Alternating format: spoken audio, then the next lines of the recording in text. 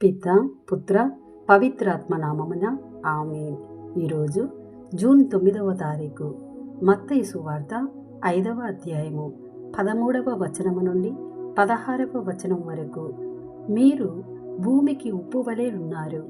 ఉప్పు తన ఉప్పదనమును కోల్పోయిన ఎడల దానిని తిరిగి పొందలేదు.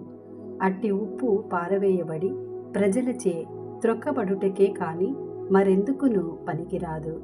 మీరు లోకమునకు వెలుగై ఉన్నారు. కొండపై కట్టబడిన పట్టణము మరుగై ఉండజాలదు.